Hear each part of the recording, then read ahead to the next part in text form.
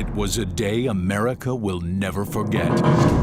But millions believe there was more to the attack than we were allowed to know. Why the secrecy? If we were taken by surprise, if this truly was a surprise terrorist attack on our country, why the secrecy? They believe 9/11 was an inside job. The people at the World Trade Center and the Pentagon were murdered by forces within our own government.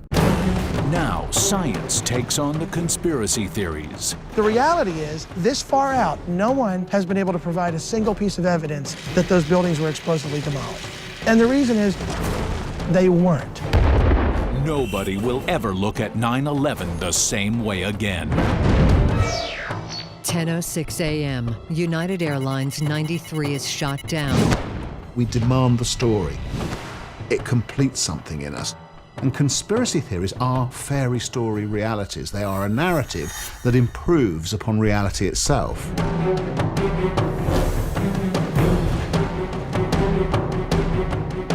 "9/11: Science and Conspiracy."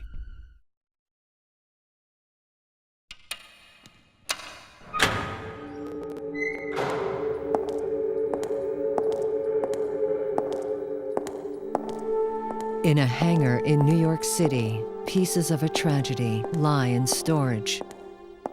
Closed to the public, these items were recovered from the location of the former World Trade Center, a site now known as Ground Zero. These are tangible artifacts. Their existence confirms that what once was is no longer. But the sequence of events that brought these artifacts into the hangar remains controversial. The one thing we can say most definitely about the towers is that they did not come down because they were hit by planes and then developed really hot fires.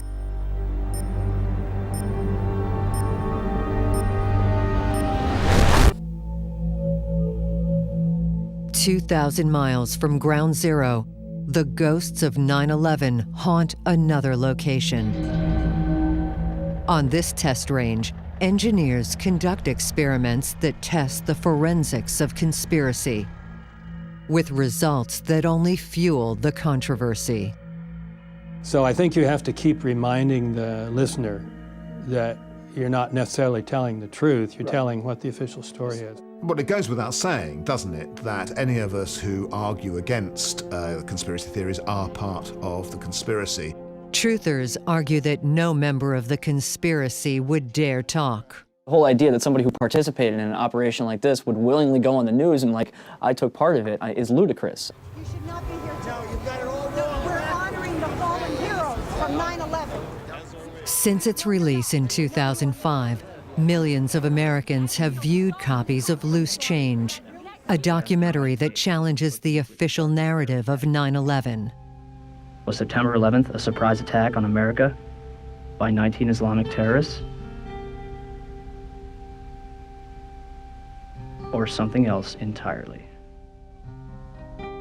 There are a lot of crazy people out there, and there are a lot of crazy people in this movement. There's people that believe planes never hit the World Trade Center. There's people that think that no Jews showed up on 9/11. There's people that think all these outlandish things. So yes, it would be very easy to simply roll over and accept the official story and say, 19 Arabs hated us, the bad man put the plane in the building, end of story. But I mean, there's just so much more. The Truthers are a group of people who believe that the attacks on 9/11 were, if not committed by a group of conspirators in the United States, there was at least a group within the White House and the Bush administration who allowed the attacks to happen intentionally.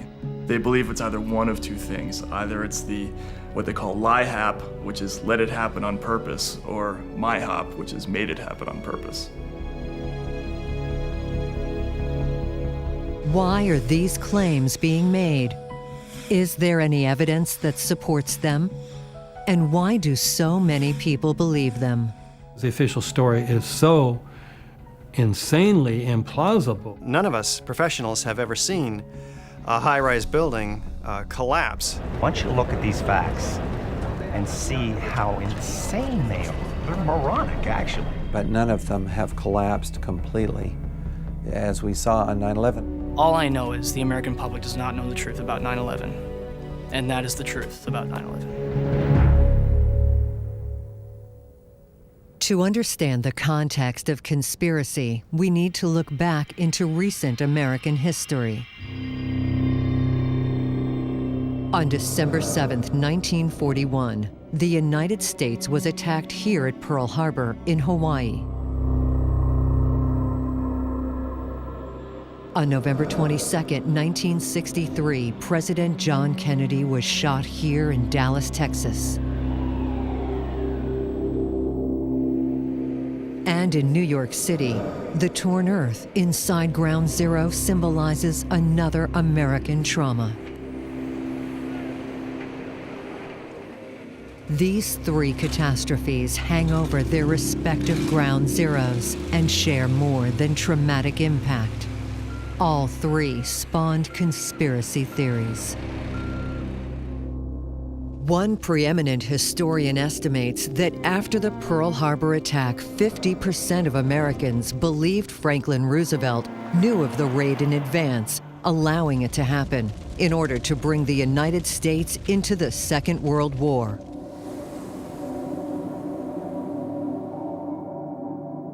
A 2003 Gallup poll showed that 75% of Americans believe that Lee Harvey Oswald did not act alone on November 22, 1963.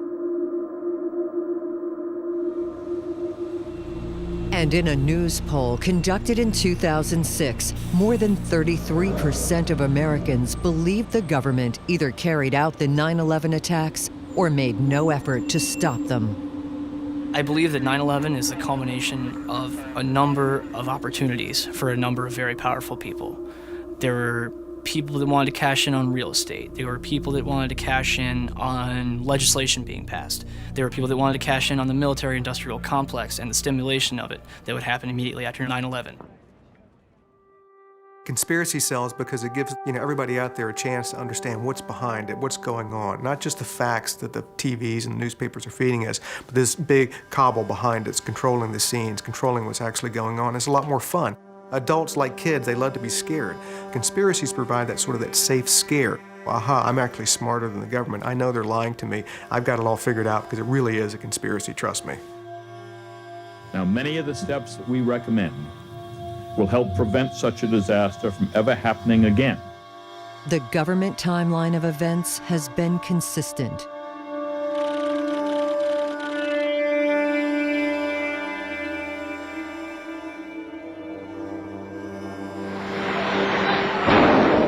Traveling at 440 miles per hour and carrying about 10,000 gallons of jet fuel, Flight 11's nose impacts the 96th floor.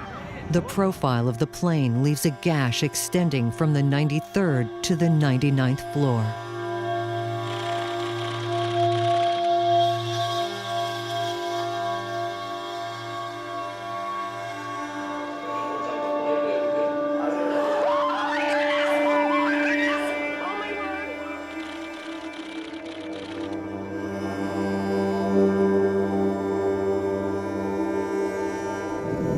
The Pentagon attack kills all 64 people on the plane and 125 people in the building. The FAA continues to track a fourth plane over Ohio, United Flight 93.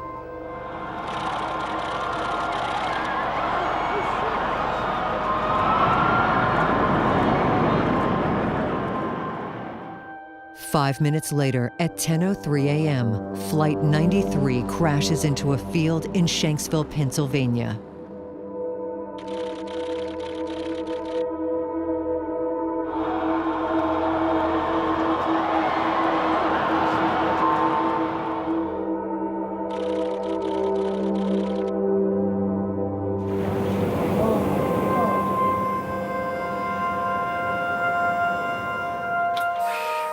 After 3 investigations, the U.S. government concludes 19 hijackers commandeered 4 planes in a terrorist attack that took the lives of 3,000 Americans.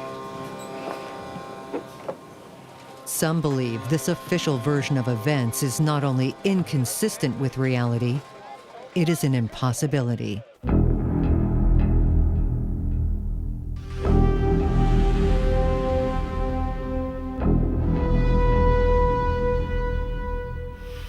But we can conduct 4 experiments that can forensically simulate the 9/11 attacks.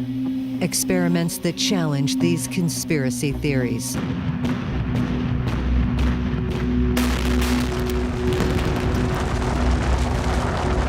The reality is, this far out, no one has been able to provide a single piece of evidence that those buildings were explosively demolished. And the reason is they weren't. By presenting this new evidence to the truthers, they and we might learn more about their theories, their beliefs, and perhaps most importantly, why they want to believe. You take out some of those experiments you paid a lot of money for, but don't prove anything, you're going to have a lot of time to fill there that you can use.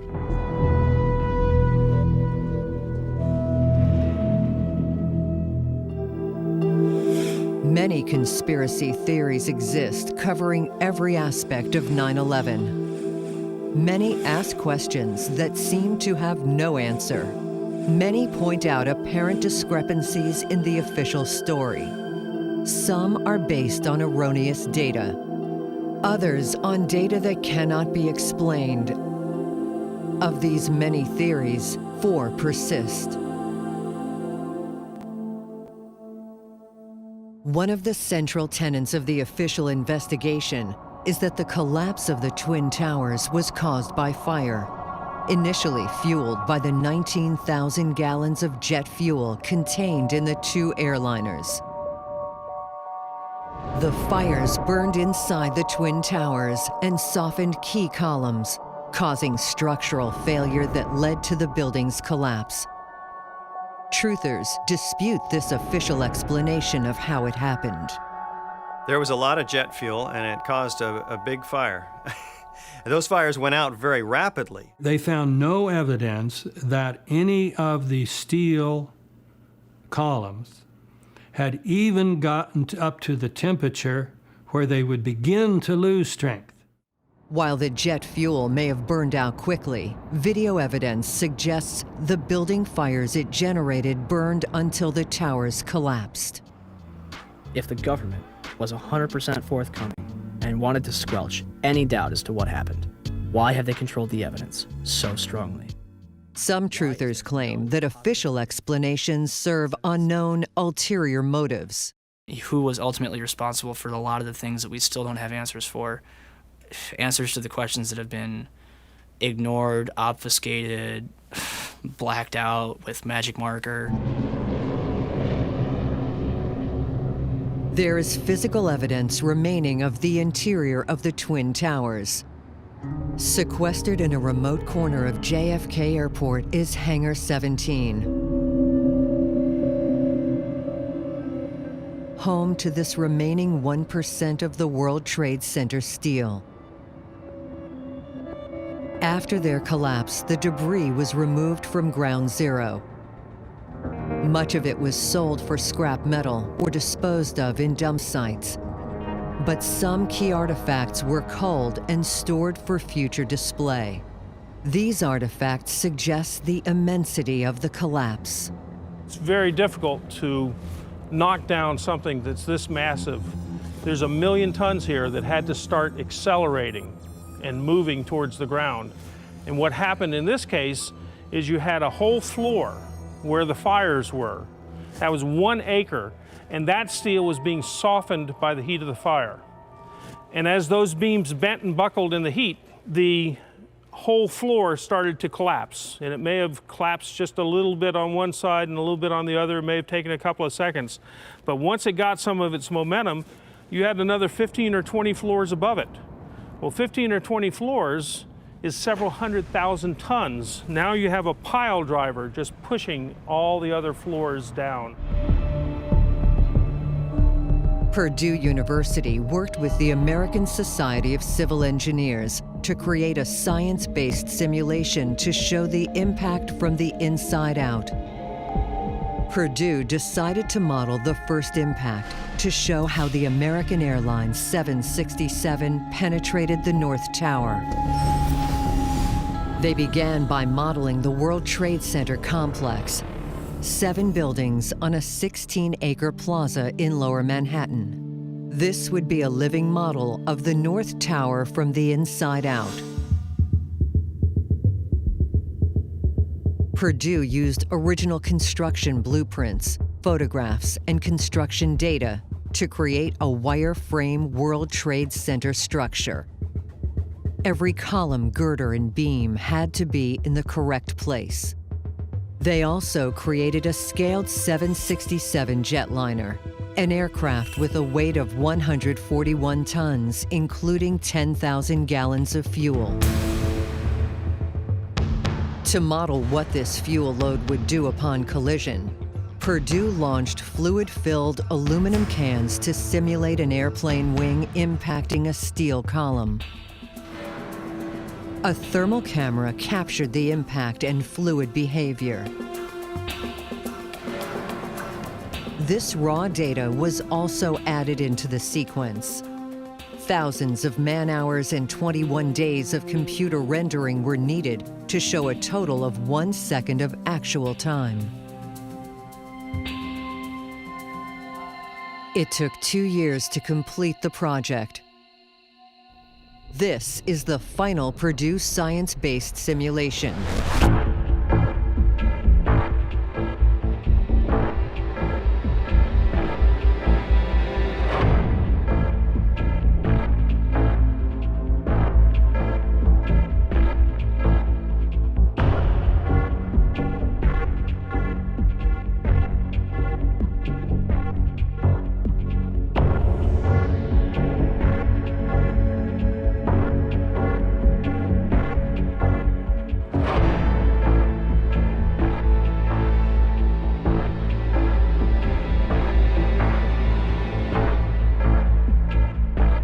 The jetliner crashes into the 96th floor, severing a number of perimeter columns in the structure. And you see, I can tell you quite honestly that we didn't fudge. The broken columns in the facade, by calculation, coincide almost exactly with those that were broken, so that our model was correct.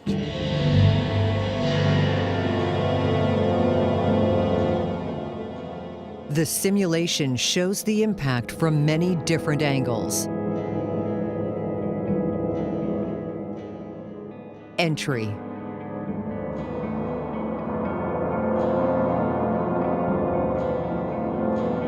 Internal destruction of supporting columns. Disintegration of the jetliner. Atomizing of the 10,000 gallons of fuel. And the fires that attacked the steel network that supported the building. You see, we're going to have a source of heat here that covers almost the entire core. And that starts heating the columns, which are unprotected. There is no insulation on them. And it starts heating the beams. See, the beams, in a manner of speaking, provide restraint at the edges of the columns, which are loaded axially in the vertical direction. So it takes fuel and oxygen coming in, of course, to add the fire. The temperature here could have reached beyond 1200 degrees Fahrenheit. And that doesn't melt the steel, it softens it. And that softening makes the restraints on the columns not as effective, and the column itself becomes soft. So it bends to one side, and of course there is a vertical load on it. That takes care of it. So it goes away, and that's what happened in that building. Purdue's findings confirm the report by the National Institute of Standards and Technology that widespread fires initiated by the jet fuel weakened the steel columns and brought down the towers. But the surviving metal in Hangar 17 doesn't reveal clues to support either side of the debate. After walking around here and looking at all this steel, it looks like exactly what I expect if a bunch of steel had a bunch of concrete and other steel fall on it. I also don't see any of the heat patterns that I'd expect from anything other than the fires that you might see after the thing burned on the ground after everything collapsed. There's really nothing here that wouldn't be expected from any normal collapse of a building. The chain of possession of this surviving physical evidence has been questioned by the truthers. Most of the steel from the World Trade Center destruction was gathered up and shipped over to Asia and melted down, destroyed. If you can imagine destroying evidence from a crime scene. But that's exactly what happened. But before any steel was shipped, NIST examined all of the World Trade Center steel and culled 237 pieces for use in their investigation. Some truthers believe that these girders are deliberate substitutes for the real evidence. And if the destroyed evidence could be examined, it would prove explosives were used to bring down the Twin Towers. Before 9/11 and since that one day, there have been 0 examples of high-rise steel frame buildings that have come down due to fires. And truthers dismiss Purdue's forensic simulation as the result of inaccurate or falsified data manipulation. It was like a controlled demolition, the distinctive kind of controlled demolition called implosion that makes the building come straight down. So you've got a massive amount of evidence that points towards implosion. To address this controversy, we will conduct physical experiments to illuminate what really happened in the 9/11 attacks.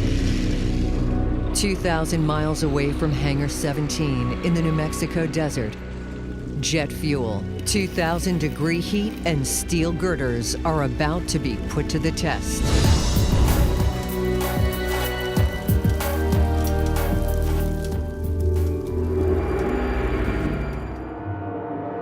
The major destructive events of 9/11 did not occur as the world watched. Those events took place deep within the World Trade Center as the structures collapsed from the inside out. What happened to the World Trade Center was you had thousands of gallons of fuel all over the floor. The entire floor was burning all at once. And that meant that the steel everywhere was being weakened. Whereas in a normal fire, you only weaken one little area at a time. Despite official explanations, truthers Gage and Griffin still believe this fire alone could not have brought the buildings down. First of all, no steel frame high-rise building has ever come down in a total collapse because of any external damage or fire, even fire lasting 12, 15 or more hours. Jet fuel is basically kerosene, which is a hydrocarbon. It doesn't burn any hotter than desks or chairs in the building. So it's not some massive fuel that can melt steel. With engineering expertise and a remote desert location, we can test what burning jet fuel can do to steel. Emertech, the Energetic Materials Research and Testing Center, designs explosions to meet the criteria of this test. At Emertech, we do tests and research in all kinds of energetic materials. So anything's explosive, pyrotechnic. If you light it off and it gives lots of heat and lots of noise, then we pretty much test it out here.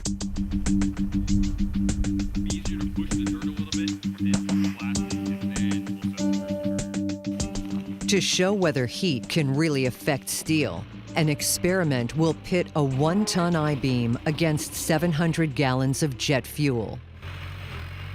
The official explanation of the collapse of the World Trade Center is that the fire in the building weakened the beams that linked the central core to the outer columns, and that broke the outer columns and brought the building down. So what we are trying to show is that if we took a weighted beam in a fuel flame and held it until it comes up to the temperature which weakens the steel, it will actually fail that beam.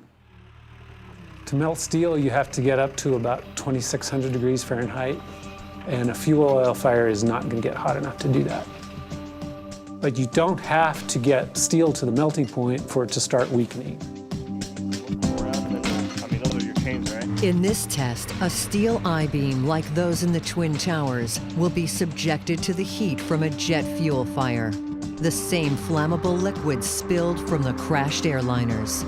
Will the fire burn hot enough to deform the steel within the same window of time as the original structural failure? And then we'll just go get the beam, and it's 20 foot, so we'll just center it up on here.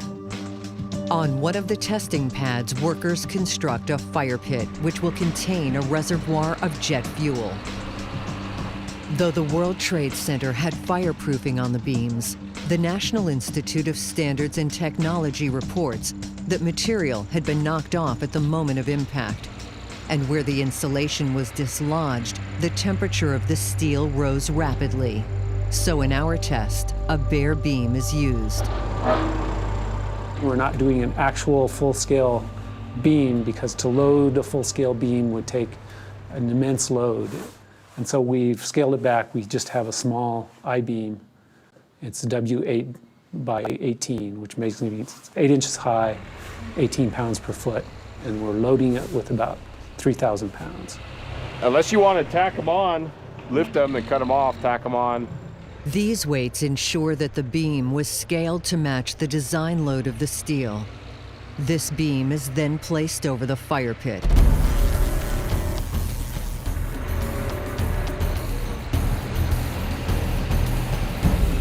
The 700 gallons of jet fuel is now pumped into the pit. Start grounding? Yeah. The fuel truck must be grounded.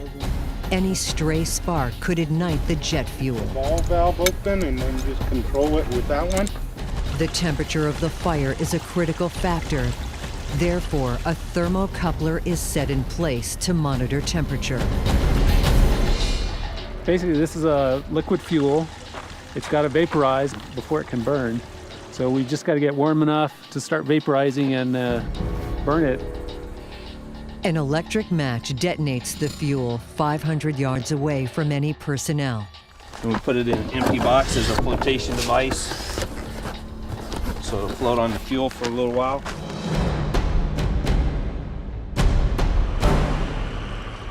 The jet fuel is calculated to burn for 30 minutes. 2, 1. Will the metal maintain its structural integrity?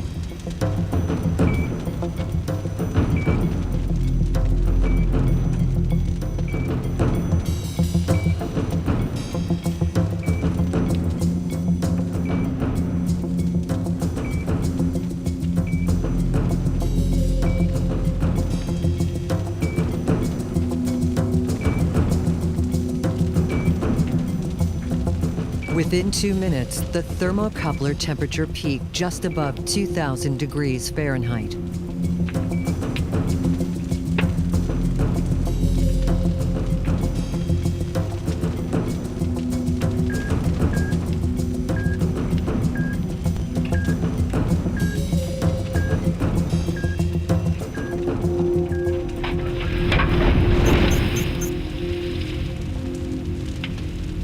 Complete structural failure took less than 4 minutes.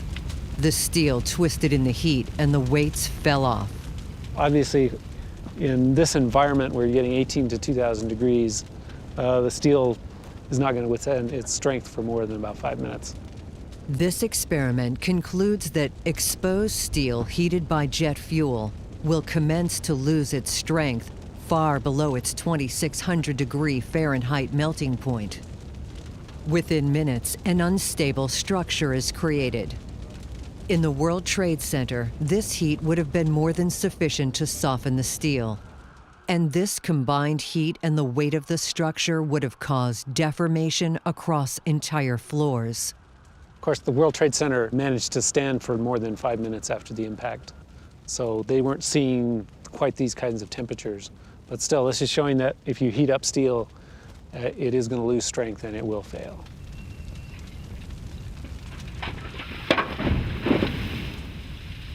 But evidence, no matter how conclusive, is still subject to debate. See the product.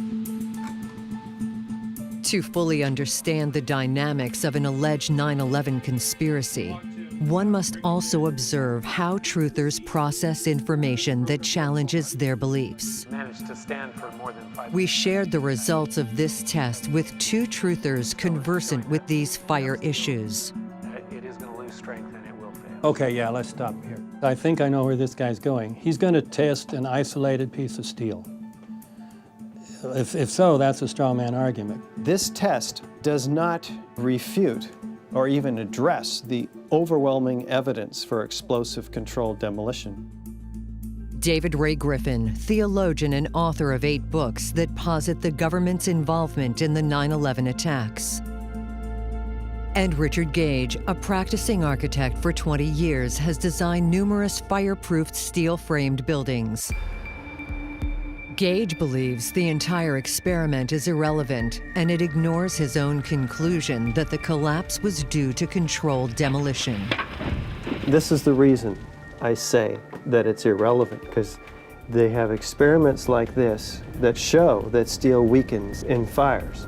It's easier and more profound for me to say it's irrelevant. You can turn the steel into a noodle. We still have the evidence for explosive controlled demolition, which they do not refute. David Griffin also believes the experiment is irrelevant, but for different reasons. This shows that under ideal artificial conditions, you can get jet fuel to burn at 2,000 degrees. So to have something analogous to this little experiment with this little tiny piece of uninterconnected steel, you're going to have a very long fire lasting 18 to 2,000 degrees to get anything like that. So I would say this experiment shows absolutely nothing of relevance to the issue. After the experiment, both sides still maintain their own conclusions.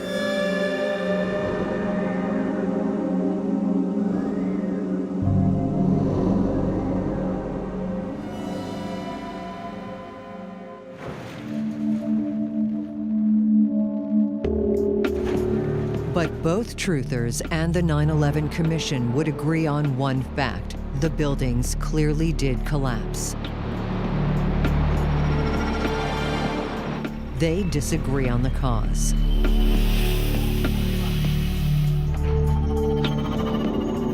If the collapse wasn't caused by the fire from the jet fuel, truthers believe it had to have been the result of a controlled demolition. But it is possible to address this issue of demolition in a very direct way. By demolishing a building and forensically examining the result. The collapse of the World Trade Center was so sudden it sparked allegations of controlled demolition. And that makes it a central tenet of many conspiracy theories.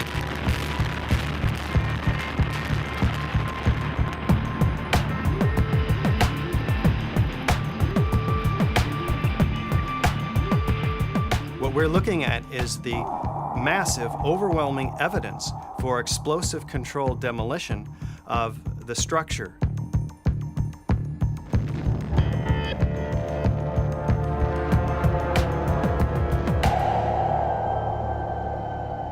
NIST concludes that they found no evidence suggesting that the World Trade Center towers were brought down by controlled demolition.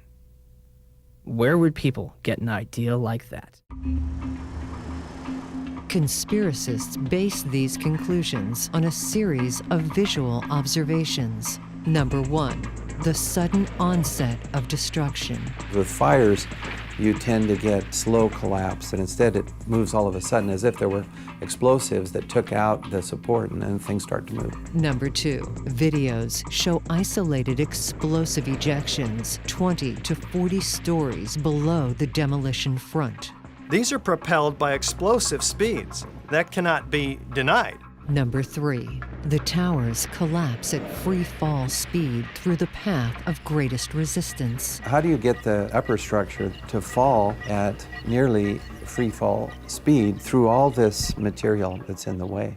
Number 4. First responders reported explosions and flashes. You had over 100 members of the New York Fire Department given testimonies about explosions going off before and while they were coming down. Number 5. 1,200-foot diameter debris field. No pancaked floors found. Not one floor is found at the bottom of this 110-floor pancake collapse in either tower. And so the only way to explain it is that there's some other energy source in the building doing all of this work. And all of the evidence, most of which we have not seen in the official reports at all, suggests and supports the theory of explosive-controlled demolition. But before any debate about these demolition claims, the perpetrators must have loaded both towers with thousands of explosives without being detected. Would that even be possible? This is a key component of any demolition theory. There is only one way to really understand how a demolition works, and that is to watch one as it unfolds.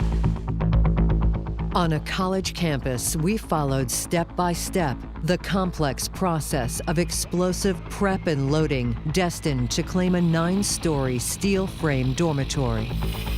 Before the blast team can do their job, which is actually attach explosives to the building, there's a general demolition contractor who prepares the building for the blaster to do his job. Neighbors Demolition moves on to the site and knocks out the brick facade on the bottom 2 floors, creating a soft ground floor. The first thing they did here was they cut away the walls and exposed the columns. A blaster or explosives cannot do anything without columns being exposed. You need to have access to them. In the Twin Towers, the demolition team would have needed access to 47 inner core columns without being detected. Truthers believe that access existed. Actually, they had all the access that they needed. All they had to do was get into the elevator shaft, and they would have access to the core columns and beams throughout the building. They might need a cover story, such as an elevator modernization, which it turns out was going on prior to 9/11. The tower elevators were renovated in 2000. Even with this theoretical access, how could this large demolition team have worked in secret? The time it takes to plant these charges varies from structure to structure. There'll be a lot of prep work for the World Trade Center. You see what it takes for a little 8-story building. We've been in here for the last couple of weeks. I mean, the columns on the World Trade Center is 10 times bigger than what we're cutting out here. It is such a disruptive process. You're tearing down walls. You're exposing beams, and then you're preparing those beams. You can't just do that in a day. You can't do that overnight. You can't do that with a stealth team of ninjas. You can't do it. Wouldn't need a whole lot more than 3 weeks. It'd probably take us 3 months, 4 months, 6 months, maybe even do something like that. You'd have to have at least 100 guys or so or more to get in there and get something like that ready. The truthers feel they don't need to provide an answer for how the explosives were planted. This is a very different kind of operation. A real investigation would provide some of these answers if we had subpoena power, which the 9/11 Commission did not have. With the building ready, the demolition team prepares the various explosives on site. To cut steel beams, demolition teams use a shape charge. This actually is a piece of copper that is part of a shape charge weapon. And what happens is you put a little explosive in each one of these little pockets, and you set off the charge, and this whole rim implodes, and you get a stream of liquid copper, and this jet of copper will cut through steel. No matter what the exact shape of the charge, they all will react the same, cutting steel when detonated.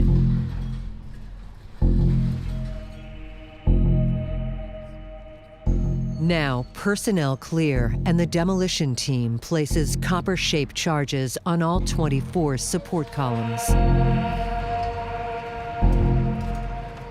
Now, this is a linear shaped charge, and it's wired in with the dynamite. When it cuts, it'll cut this column right on this angle, and then this piece will be deflected and displaced in that direction.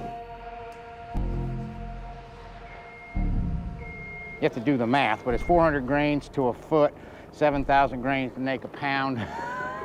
So it's not really that much, but it's potent stuff. I mean, it'll just blow the snot out of that concrete. After double-checking their explosives, the demolition team touches off the fuse.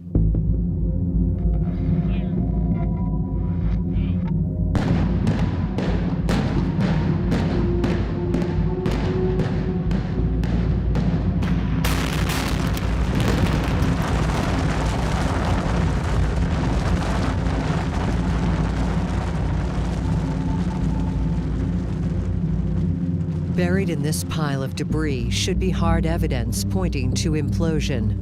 Evidence that should have been found in the rubble of the World Trade Center.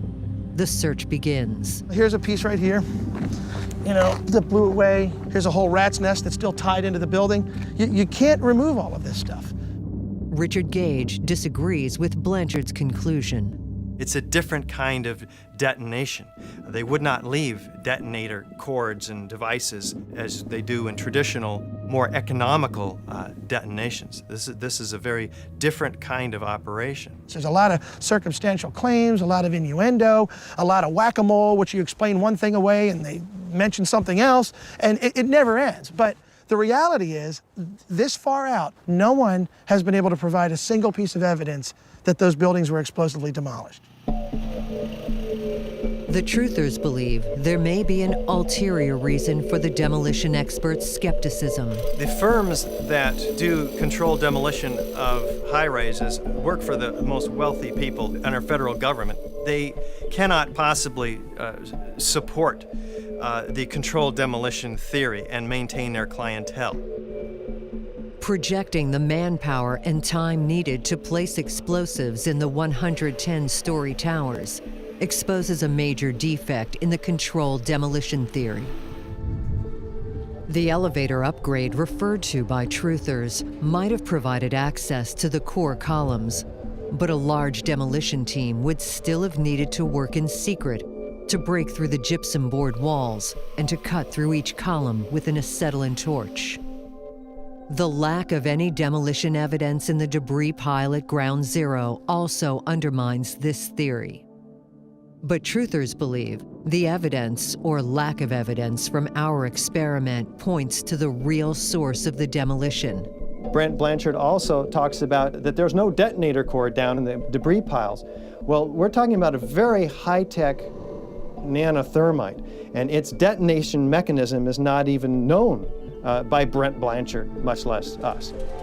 The technology that was used to bring down the World Trade Center high-rises was very sophisticated. High-tech nanothermite is beyond the technology used by those performing classic controlled demolitions in that industry. They don't know about it. They told us they don't know much about it. Again, our tests don't change the conclusions made by either side.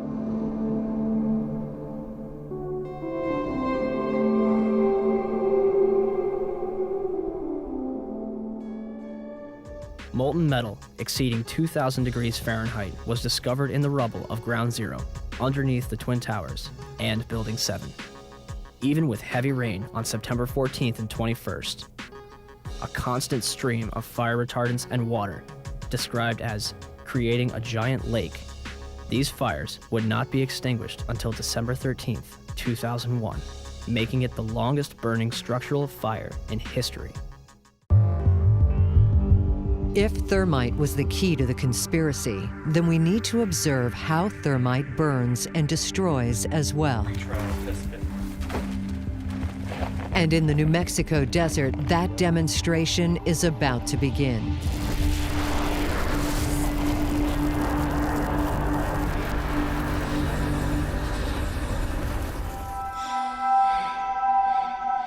There are many questions surrounding 9/11 that have provoked conspiracy theories. The sudden collapse of the Twin Towers has perhaps been the most controversial.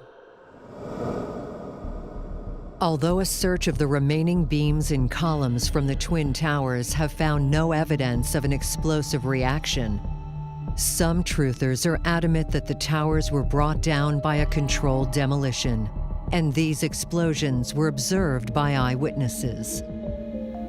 One eyewitness was standing among a crowd of people on Church Street, 2.5 blocks from the South Tower, when he saw a number of brief light sources being emitted from inside the building between floors 10 and 15. He saw about 6 of these flashes, accompanied by a crackling sound before the tower collapsed.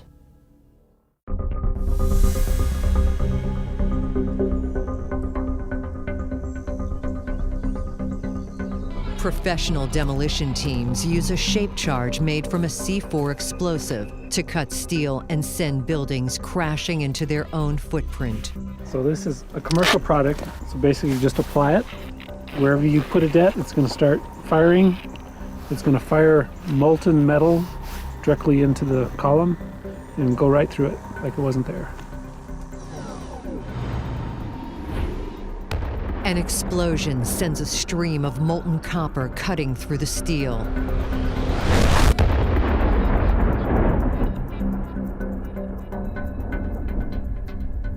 But the real evidence of any demolition job is in the aftermath. Conspiracists claim thermite explains not only the unusual dust composition, but also why molten metal was found in the debris at the World Trade Center. Underneath the rubble, you have firemen reporting a lava-like material. This molten metal is found by first responders, several tons of it, in the base of all 3 World Trade Center high-rises. Molten steel in the rubble. So somehow steel did melt, and yet the fire was not anywhere close to the temperature required to melt steel. Columns in the World Trade Center debris did not have the distinctive cut of a shape charge with its permanent copper residue. I don't see any pictures where I see columns that have been cut like this. I see columns that are broken, I see columns that are cut with a torch. I don't see anything like this in any of the pictures I've seen. Charred detonators and other telltale signs were also absent in the World Trade Center cleanup. But truthers believe dust residue New Yorkers sampled from across Lower Manhattan after the attacks point to the real instigator of the collapse. What I found last year was in the dust these chips that were red on one side and gray on the other side. And I had access to scanning electron microscope, and sure enough, there was in the red side iron and oxygen, implying an iron oxide, and aluminum, the ingredients for thermite. Then we look in the literature and compare, and sure enough, the fellows at Livermore National Lab, I'm not saying they're implicated here by any means, but they describe a material that has all these elements. It's a very high-tech form of thermite called superthermite. Thermite may not be a household term, but every year countless American children play with it in its common form, the sparkler. A compound of aluminum and iron oxide. Once ignited, it burns at 4,500 degrees Fahrenheit, hot enough to melt steel.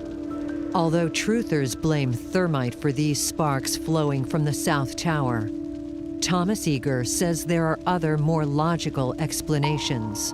It's possible that you could get a shower of sparks from a thermite reaction because molten aluminum reacting with something is essentially a thermite reaction. But you can't tell whether that aluminum came from a melting of the airplanes in the fire or a controlled demolition. Was thermite the main cause of the building collapse? Once again, there is a way to find out. Emertech calculated a controlled experiment to see if thermite was a viable option in the collapse of the towers. Today, we're going to be going through a column that's only 8 inches by 6 inches by about ½ inch thick. So compared to the World Trade Center columns, it's really puny, and we're still using over 100 pounds of thermite to try to burn through it. To get thermite to burn into metal, you have to hold it in place and let the heat transfer into the metal. So to put it on column, you have to build something that will hold this basically molten metal against the column long enough for it to do some good. The demolition team designs a 4-sided flange and welds it onto the column. Since thermite is not explosive, it must be held in tight contact with the column until it heats up enough to melt the steel. Clay is added to the flange and the welds to protect them from the heat and focus the melting action on the column. You want to talk to him when we get back? The thermite is not going to explode. It's not going to cause a boom. What you're going to see is basically a fire. It's going to be a much slower process. The team scaled their experiment to see if the steel column, somewhat smaller than those in the World Trade Center, could be sheared with 175 pounds of commercial-grade thermite. If thermite melts through this steel column, the theory of a thermite-controlled demolition may have some validity. While the truthers insist that more explosive super thermite could have been used in the tower demolitions, testing conventional thermite can illuminate this physical process and answer a simple question. Can thermite of any type burn through steel beams?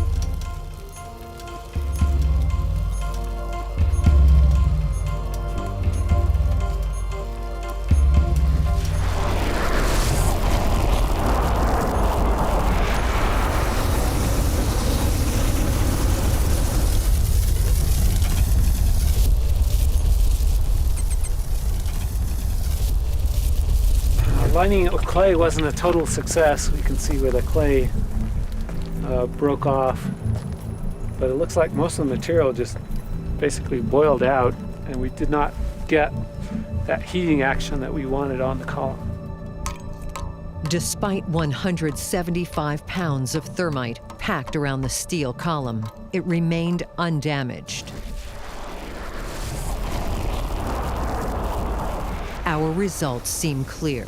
If thermite can't melt this small column, it wouldn't have had a chance to melt through the much larger columns in the Twin Towers. Not surprisingly, the truthers questioned these results. And we did not get that heating action that we wanted on the column. This guy is going back and forth between super thermite and thermite. He's talking just ordinary macro thermite. I mean, he pointed out he couldn't get the other stuff. Stephen can't get it either. So all you can do is read the literature. The military has all of this. They don't share it. Super thermite in the sol gel form can be painted on. It's not until it dries and hardens that it becomes explosive. While Stephen Jones envisions an easy thermite application, Emertech asserts that even if this military substance could be found, it still would not have been practical to use. If you take just a thin layer of thermite, it'd be tough to light to begin with, but even if you did, it's just going to flash, and there's hardly any energy there. So is the argument then, oh, well, even though you find super thermite-looking residue, it doesn't make sense, so we just won't do an investigation. We'll just kind of ignore the residues that you found that blow up today because we can't figure out how they could do it, and therefore we don't have to look. Once again, physical evidence that seems conclusive to one side is rejected by the other.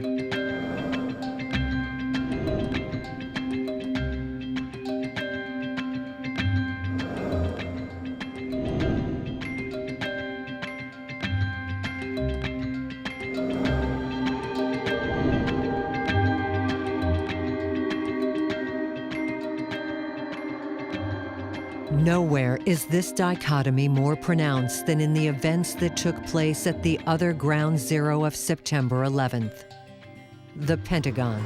Those that think a 757 did not hit are fueled by the damage to the building and lack of large structural debris outside. Particularly, the lack of damage from the wings and vertical stabilizer, and the fact that those objects, as well as the engines, were never fully recovered. Rejecting pictures that show airliner debris, truthers believe that something else struck the Pentagon, either a plane loaded with explosives or some other flying warhead. Once again, a theory needs to be put to a forensic test. There were 2 simultaneous attacks on American soil on September 11, 2001. The attack on the Pentagon has also been questioned by the 9/11 Truth Movement. One theory distills many of their arguments. This is the official story.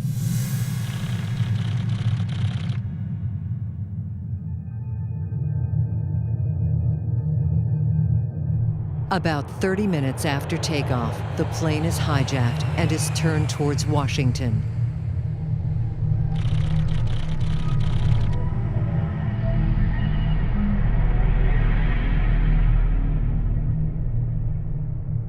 Flying just over the highway, the jetliner heads for the Pentagon's western facade.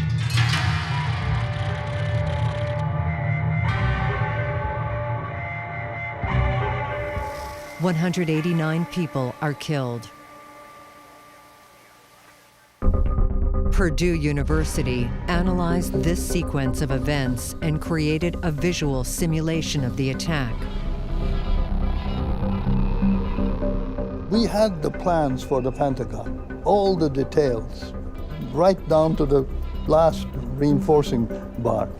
The speed of the airplane and the direction from which came was given to us by the Transport Safety Institute, which presumably came from the black box that they found afterwards. Purdue broke down the event into its basic components. Flight 77's path, its trajectory, the fuselage breaking up, and aftermath. And what you're seeing here is that as the plane enters, the columns cut in the front, which is pretty fragile. It's really nothing but a cylinder. And when the column comes, it cuts into it.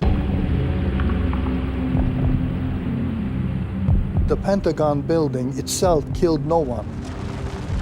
There was a collapse about 25 minutes later after the firemen came there and started filling the building full of water.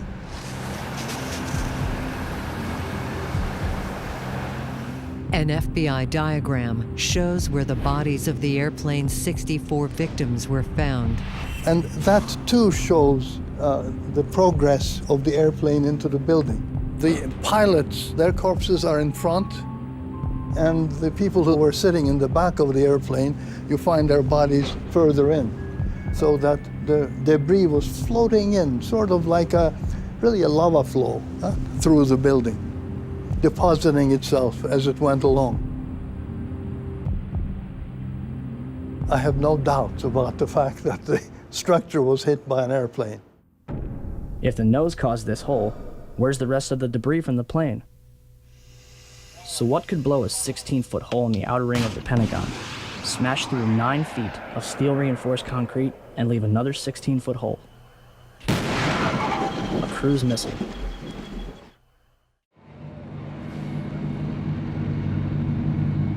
At first they said that their cameras didn't capture it. They're like, none of our cameras captured the event. We have no footage. You're never going to see what happened. The truthers consider the supposed lack of video evidence a smoking gun.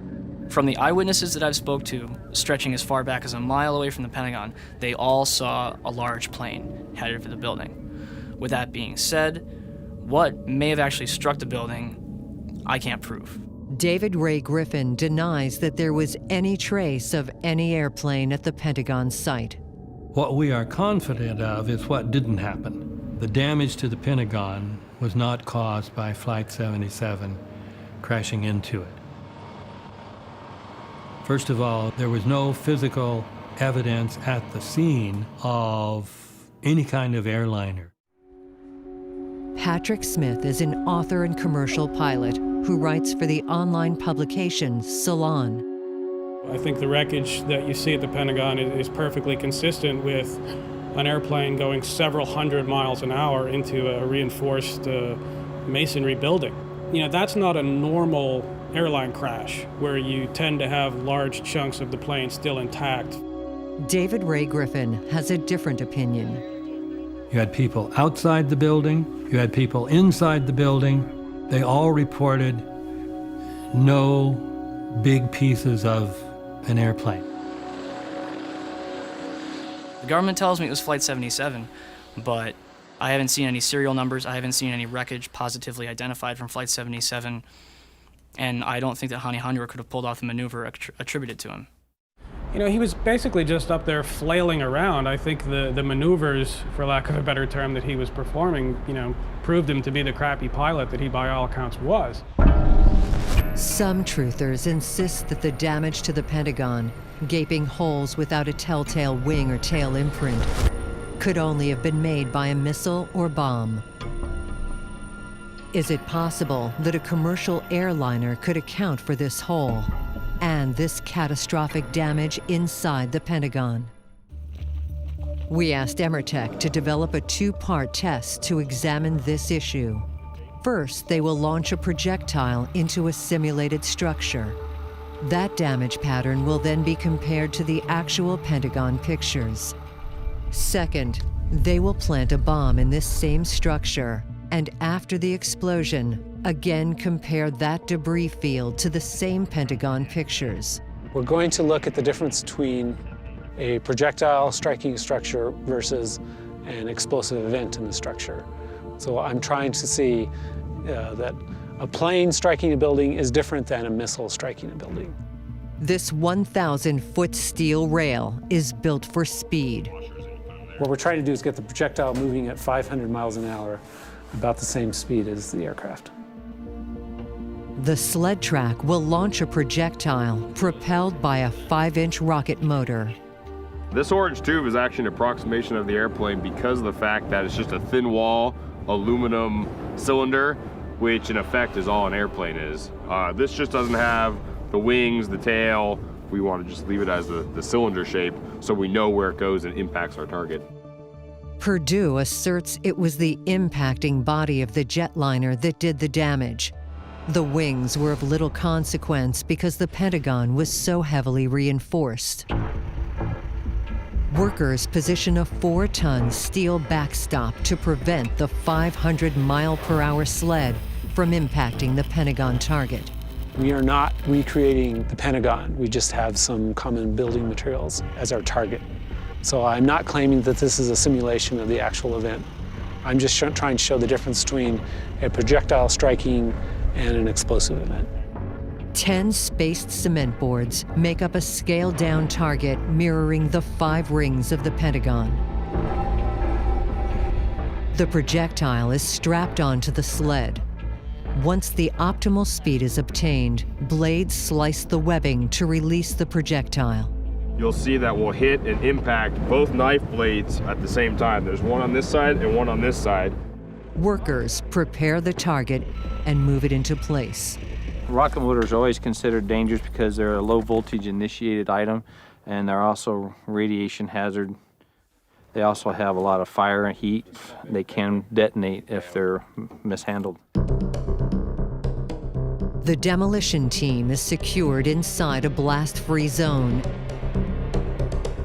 and the countdown begins.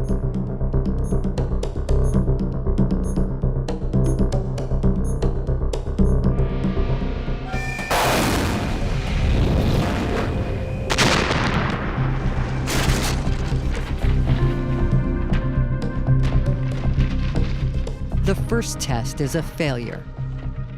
A miscalculation in weight sends the projectile at an oblique angle, punching through the target at roof level. Whatever hit the Pentagon hit directly, so this off-center angle invalidates any comparison. Emertech must now rebuild from scratch and prepare another test. But even if this second test is successful, truthers may not be convinced. Richard Gage finds the Pentagon aftermath pictures too confusing to use in any evaluation. So whether an explosion made that hole or some flying device made that hole, I don't think you can make a relevant conclusion based on looking at the hole. Are you tightening it? Yeah, I'm just going to make sure that these are actually completely tight. Now, our second sled is ready to fire.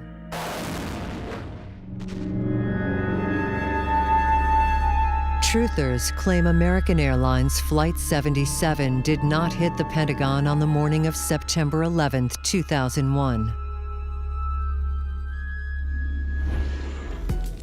Opinions differ at this point. People that believe a 757 hit the Pentagon, and people that don't. Those that believe a 757 did hit are fueled by the damage path, wreckage outside the building, and eyewitness testimony.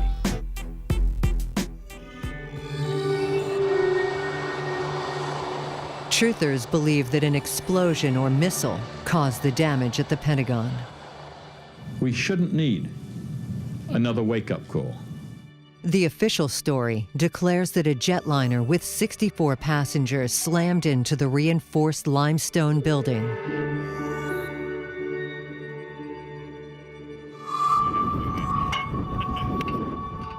To shed light on this discrepancy, Emertech designed a rocket sled experiment to test the difference between a projectile impact and an explosive event.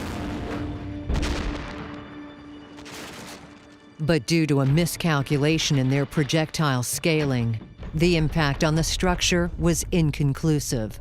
No comparison could be made to the Pentagon aftermath. Even though it wasn't flying perfect, it still made a penetration of 3 walls. If it didn't pitch in your eye, you would see it. Actually, it would have had a nice impact.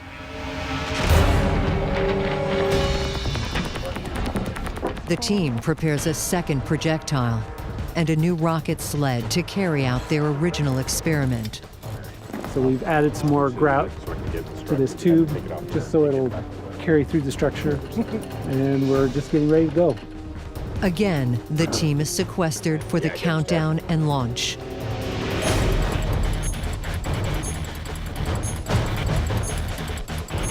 The motor ignites. The projectile travels 1,000 feet in 5 seconds. At 970 feet, sharpened steel cuts the restraints. The projectile launches into free flight. It makes a direct hit into the target.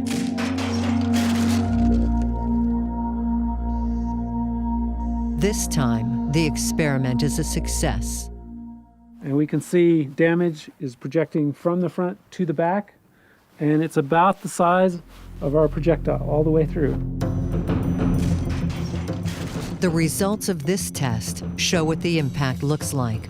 The structure is basically intact with a penetration hole the approximate size of the projectile. This photo shows the exterior wall of the Pentagon just moments after the impact. The facade is damaged and the holes created essentially match the dimensions of a 757 jetliner. David Ray Griffin sees this evidence differently. Let's assume it is a fact that something went through this outer reinforced facade and went clear through the C-ring. Well, that was so ridiculous because the nose of a 757 is so fragile. It wouldn't have made it through the outer facade. It's just ridiculous. To test the official explanation and address the truthers' beliefs that this damage pattern was caused by an explosive device, Emertech conducted a second experiment to demonstrate the very apparent differences between impact and explosive detonation. And now we're going to put a small explosive charge and see how the damage is different. To simulate a warhead going off, we're going to put a EBW detonator into a 1-pound Pentalite booster charge, and we're going to position it in an attitude in there to simulate a warhead on the nose of the missile, like the rocket that we just sent through here. We'll have to tape it on there though. Here. All right, at this point, we're ready to clear the range and prime in and shoot it.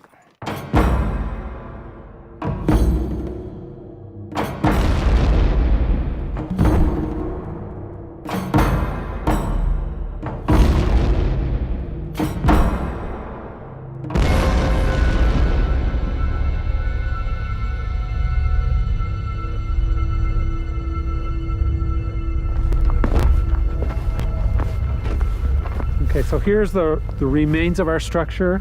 We just hung 1 pound charge right about here, and you can see that it blew the structure away from the point of explosion. So it blew the floor down, blew the walls out, blew those walls back, and that's what an explosive does. It drives everything away from the explosive charge. So this is a completely different kind of damage than we saw from the projectile, which just went right through it. Though Emertech demonstrations indicate a penetration rather than an explosion, this does little to end the debate. David Ray Griffin doesn't agree with this photo comparison. And then some photos emerged that showed it is a gash that's about 90 feet long. Now it's very uneven, and it even looks like the stuff is coming out rather than going in. So some people argue this shows there were explosions pushing the metal outward. So it's no clear proof for anything one way or the other. Gage and Griffin returned to our first experiment with the rocket sled and simulated jetliner. Right. They asked to speak with Emertech's Robert Abernathy. It seemed like you were scaling down this the size of the aluminum to a very, very thin wall, and yet you kept the speed at 500 miles an hour. That doesn't seem like a fair scaling. Had you thought about that? There was different ways it could be scaled down, and the way I was doing it was to scale the material down and keep the velocity the same. Yeah, I saw that. David Ray Griffin has a question too. The experiment you did, is it relevant anymore? Well, does it not explain the hole in the outer wall of the Pentagon? Oh, the outer hole, in the facade? Yes. Well, possibly. I mean, it's one theory, yeah. What's the other theory? Well, you know, there have been lots of theories, and I don't think we probably need to go into that now. Maybe not. Yeah. I mean, I realize this is awkward. You spent a lot of money on that, and we're telling you this is worthless. Clearly, the truthers are reluctant to accept the results of our Pentagon tests or any of the official explanations.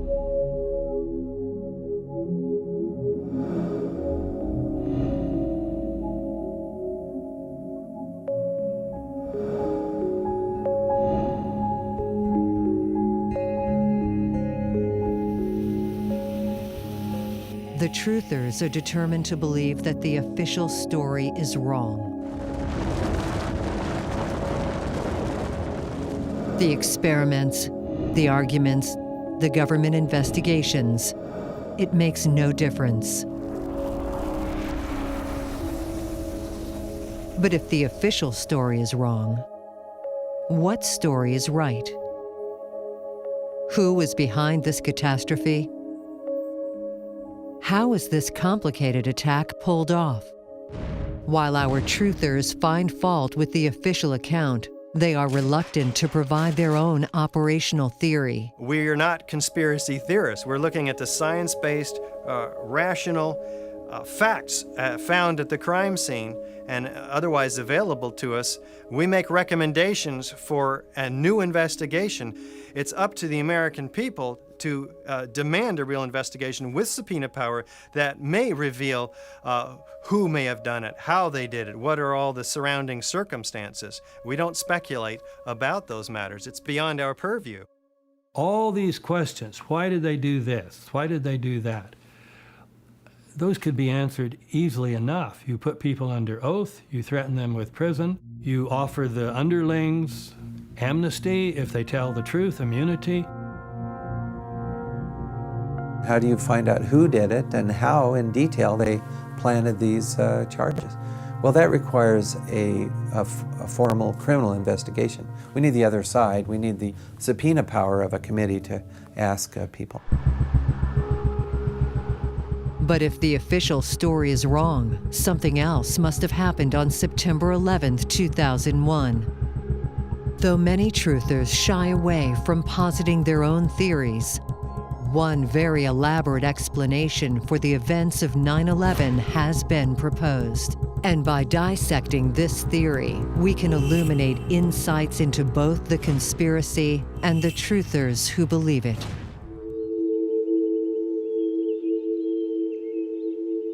Truthers are certain in their beliefs that the official story of the 9/11 attacks is wrong.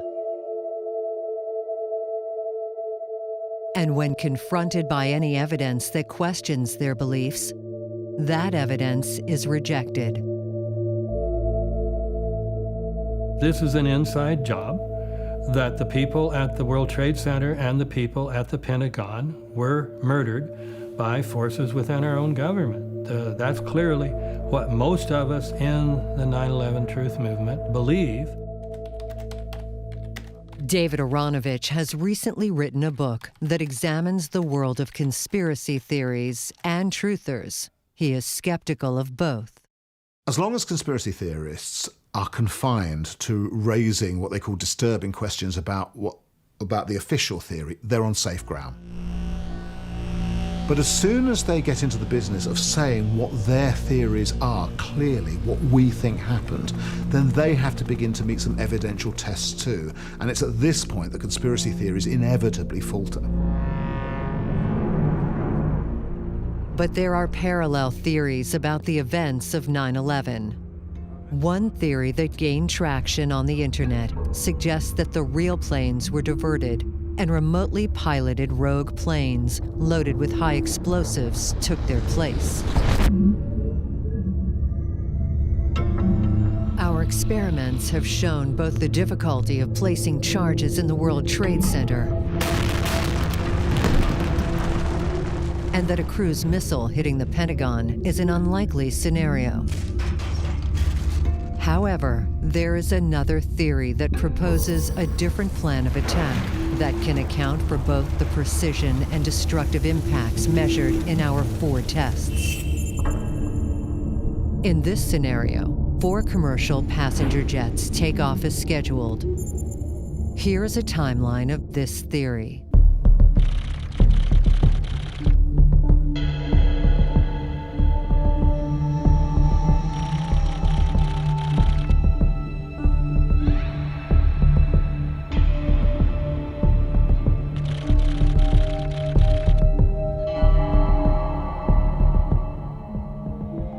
"8:30 a.m. in the alternate theory.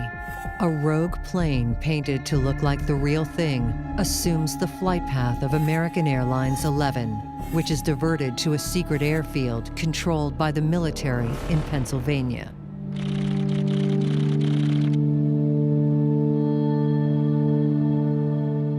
"8:46 a.m. Another rogue plane swaps with the real American Airlines 77. At this same time, rogue American Airlines 11 hits the North Tower of the World Trade Center. 8:53 a.m., rogue United 175 takes on the flight path of United Airlines 175. Meanwhile, American Airlines 11 lands at the secret airfield. 9:02 a.m., rogue United Airlines 175 strikes the South Tower of the World Trade Center. As the real United Airlines 175 lands.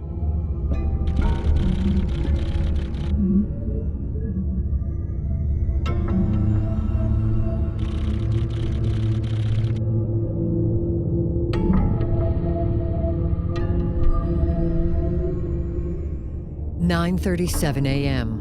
Rogue American Airlines 77 passes over the Pentagon, and a fighter jet or cruise missile under remote control crashes into the west side.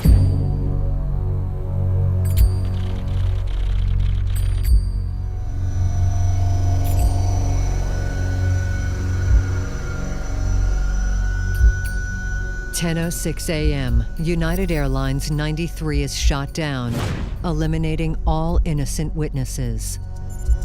This timeline accounts for many things, but like the other conspiracy theories, it has at least one major flaw. It would require a very large number of people to succeed. For 9/11 to have been a conspiracy, we would be talking about several thousand people having to be involved. We'd be talking about people in the military, we'd be talking about people in the police, we'd be talking about people in the New York City government, people in the national government, people for the airlines, we'd be talking about relatives of some of those who were supposed to have phoned, officials at national, city and statewide, those who were responsible subsequently for intimidating other witnesses out of talking. We'd be talking about the demolition teams who were sent into the towers. We'd be talking about the people who let them into the towers in the first place, who saw them go in and decided not to give witness afterwards.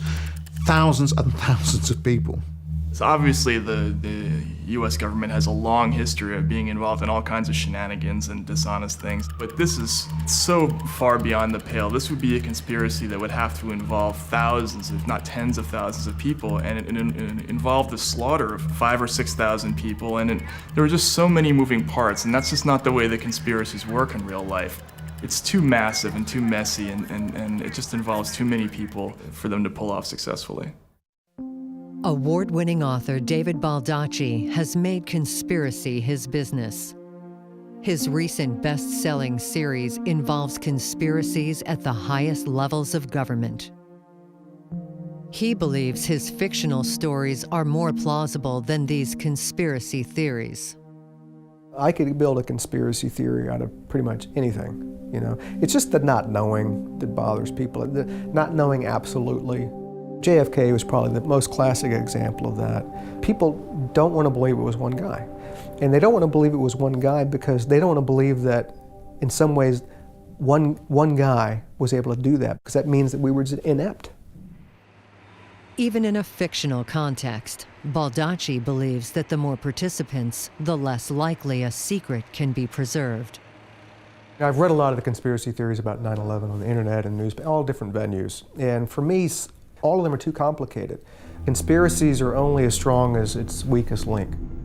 If you only have one thing that goes wrong in that chain, your co-conspirator rats you out, the whole conspiracy collapses. So not even bothering with who was behind it or what the motivation was. What are the ground forces you would need, the elements you would need to take on a 9/11 sort of situation? You need to make it simple, not complicated.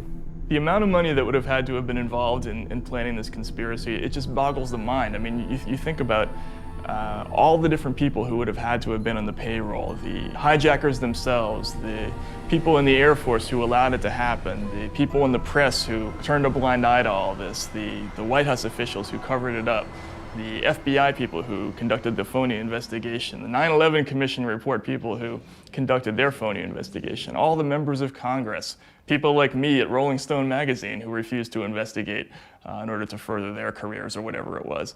It's preposterous. But if the logic behind a vast 9/11 conspiracy unravels under forensic scrutiny, why do so many truthers embrace it? One of the things that I think motivates us to want conspiracy theories is that we have a huge desire for what we might call narrative, for stories. Look at the structure of the stories that we prefer. Look at the structures of fairy stories.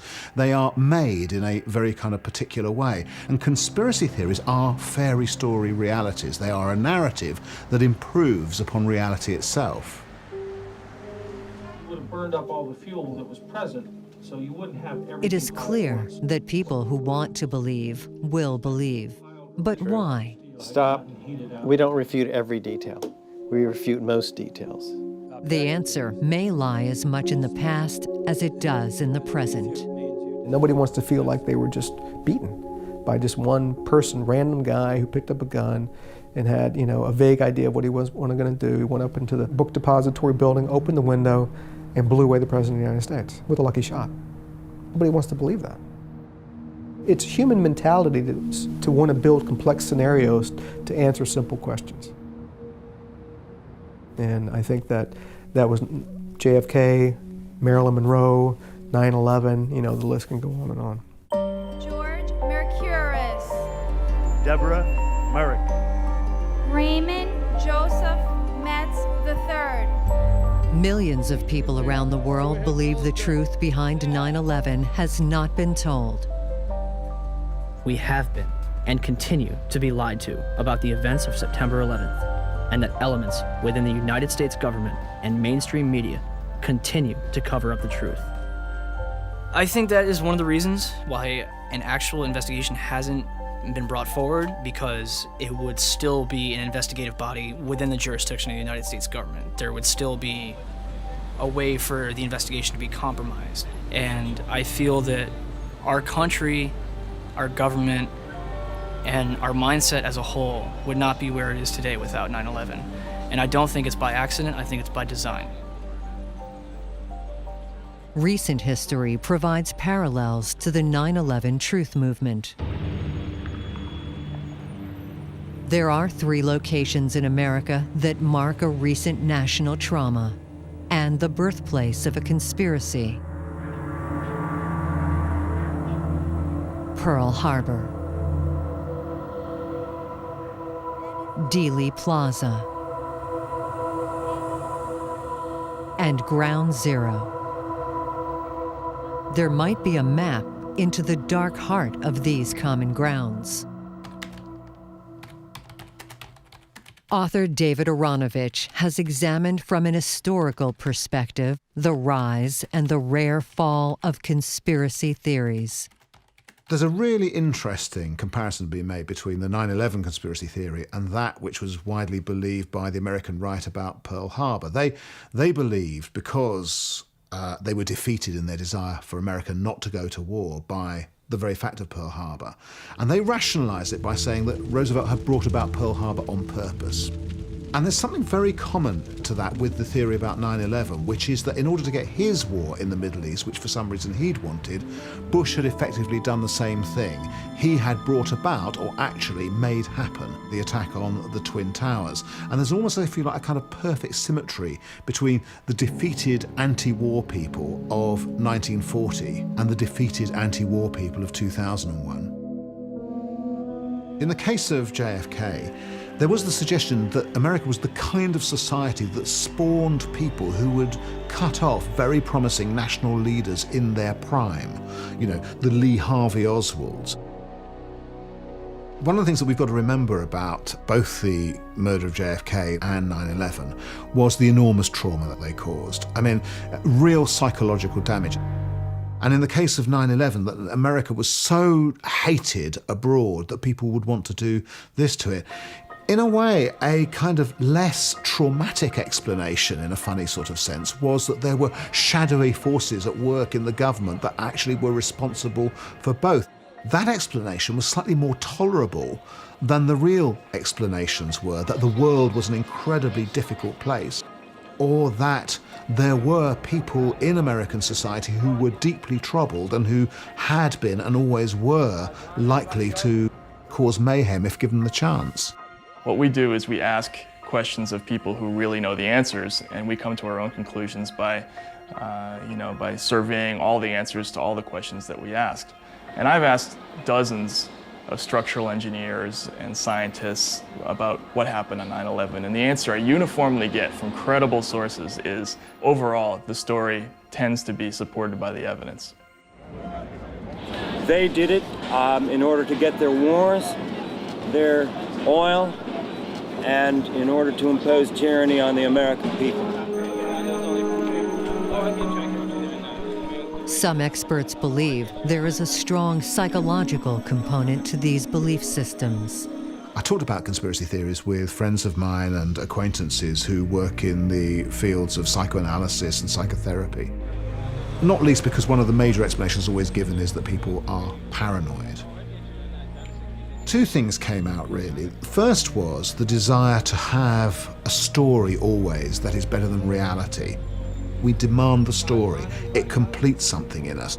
Conspiracy theory is an improvement upon reality.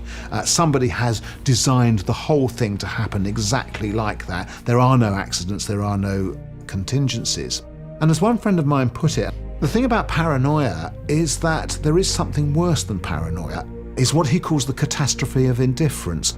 Conspiracy theories posits a situation which we're never on our own because there's always some form of intelligence organising the events of the world into some kind of shape or pattern. But suppose there isn't a shape or a pattern. That's the thing which is really intolerable. This perspective might explain the real results of our experiments. Not our forensic conclusions, but the reaction of those who seem to dispute not only these findings, but the entire idea of testing the strengths or weaknesses of their arguments. But no one, no matter what their beliefs, can deny that a trauma occurred that has not been healed, and in fact may never be healed. What happened on 9/11? The gap between truthers and the official story seems more and more like a chasm. If you show film footage of that building collapsing on your show, and I hope you do, it looks precisely like those film footages of controlled demolitions of housing projects in the ghetto. I have my doubts of exactly what went on, how it went down, and like who was informed, and just how it all happened. Unless my eyes are a conspiracy, I mean, they're entitled to their opinions, but you know what they say about opinions. I'll say it again. Why are they hiding from us? What are they hiding from us? And what's it going to take until people in this country give a damn and do something about it? America has been hijacked. Not by Al-Qaeda, not by Osama bin Laden, but by a group of tyrants ready and willing to do whatever it takes to keep their stranglehold on this country. The reason these conspiracy theories are going to go on forever is that their only goal is to get something they can't possibly get, which is complete and total access to all the files and all the information in the Pentagon and in the White House. They want a full and absolute investigation of every agency of the government, and they're never going to get that, and they know that. Well, it goes without saying, doesn't it, that any of us who argue against conspiracy theories are part of the conspiracy. It's interesting that for conspiracy theorists, it's quite often the case that they cannot accept the sincerity of others. Their own sincerity is not in doubt. The sincerity of others is a huge problem. Why the secrecy? If we were taken by surprise, if this truly was a surprise terrorist attack on our country, why the secrecy? Why is everything national security? Why is everything, oh, this is an open investigation? If we were caught off guard, if we truly were the victims of a terrorist attack, why are we so reticent to share the evidence about what happened? Why is the government so unwilling to tell us what they know? Why the secrecy? Instead of accepting the facts presented by experts, truthers continue their search for elusive answers. There's way too much secrecy, obfuscation, and denial going on for 9/11 to have been what it is advertised as. So all these questions that people throw at us, all we have shown is overwhelmingly redundant evidence that the official story is false. In one sense, 9/11 is just one more false flag operation in a long series of these. But in another sense, it is qualitatively different. It is so obviously a false flag operation. The official story is so obviously false.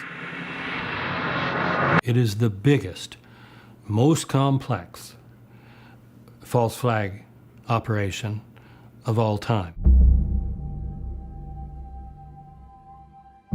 There isn't a point that I can see whereby David Ray Griffin and I are going to be able to sit down in a room and say, do you know what? We've come to a mutually agreed version of what the events are.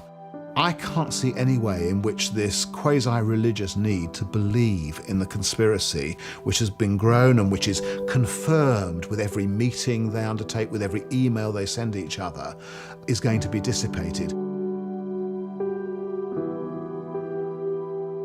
What I did say to a young 9/11 truther last week, I said, look, I have this bet, it's a really irritating one for you, but in 20 years' time, when I'm on my deathbed, you'll come to me and say, you know that silly theory I had back in 2009? I repent.